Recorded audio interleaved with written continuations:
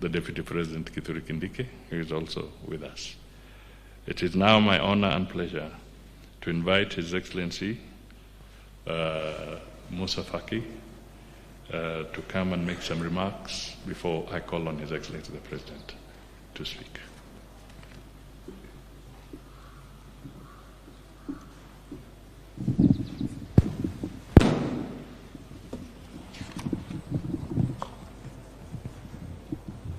Excellence William Samoei, Président de la République du Kenya, champion de l'Union africaine en charge des réformes. Excellences, Mesdames et Messieurs les chefs d'État, de gouvernement et de délégation,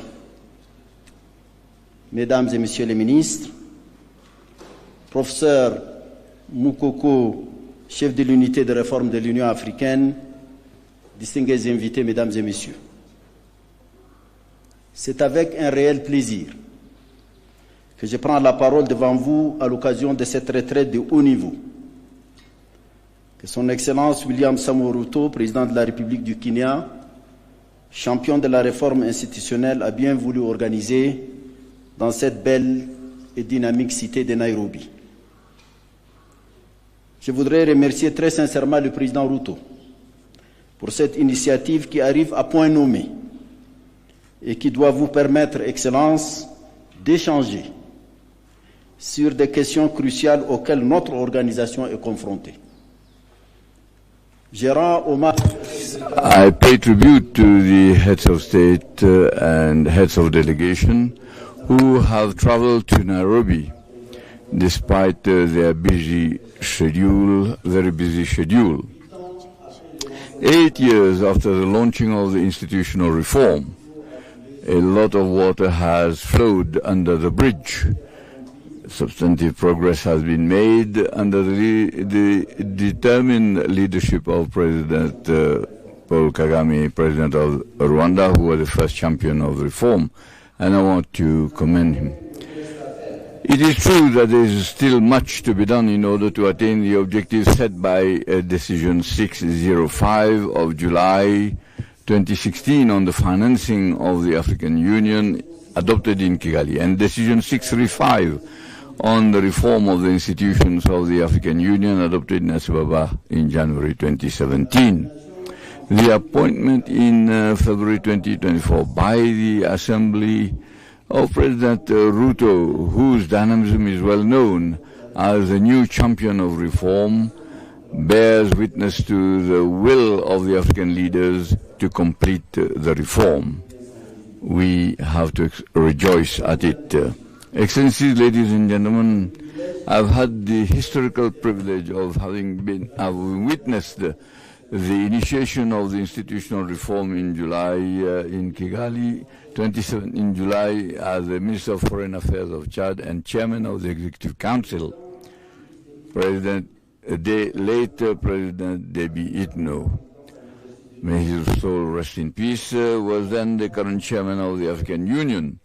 And in March 2017, destiny wanted me to be the first chairperson of the African Union, commissioned to be in charge of the reform under the supervision of the then champion. This is to state the commitment to the success of this reform, which is coordinated on a daily basis by Pierre Moukoko, the head of the reform unit, whose action I want to commend. I want to point out in a non-exhaustive manner the reform, the institutional reform of the African Union, the amendment of the achievements, that is, which include the amendment to the election process, as well as the shortlisting mechanism for the selecting the commissioners for the commission. The transformation of NEPAD into a development agency of the African Union, that is, to give greater autonomy to the Africa CDC, and also to strengthen the secretariat of the AFCFTA, and then to strengthen the mandate of APRM and have its budget included in the budget of the African Union. The objectives set up for the peace fund, that is fixed at $400 billion, have been attained. Now the replenishment of the fund has been launched in Accra when we had our sixth mid-year coordination meeting in Accra, and the has been reviewed, that is the scale of assessment has been reviewed in order to have a greater balance and reduce the burden of all member states. The budget process of the African Union is being improved with the adoption and implementation of the action, which is obviously not perfect, but initiated by the 15 African ministers of finance. And then with regard to relations with the regional economic communities, the results that we have obtained is encouraging. The second ordinary session of the African Union, which was held in June-July each year, has been replaced by a mid-year coordination meeting that brings together the 5 heads of state of the Bureau of the Assembly,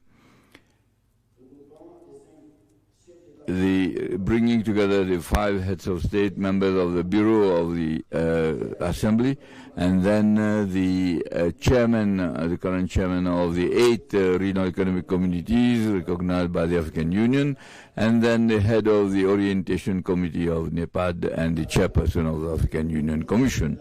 Furthermore, the protocol on the relation between the African Union and the regional economic communities has been reviewed. The new protocol has been in force in 2021. As regards the division of labor between the African Union and the regional economic communities and the member states, and under the enlightened leadership of President Ruto, Champion for Reform has made significant progress with the submission to the Reform Unit of the report of the consultant hired for that purpose. A retreat will be organized on 6-7 February in Addis Ababa to consider this said report. Excellencies, ladies and gentlemen, during the deliberations, I want to openly and frankly tell you the facts that I have noted and the lesson learned over the 8 years that I have been at the helm of the African Union Commission.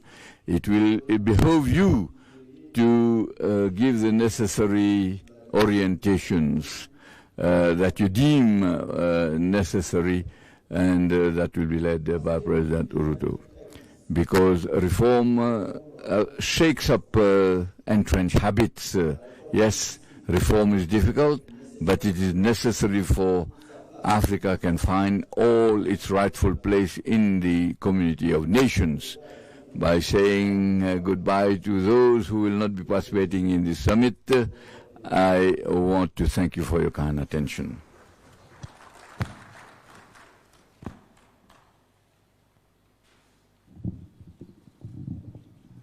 Your Excellencies, with your permission,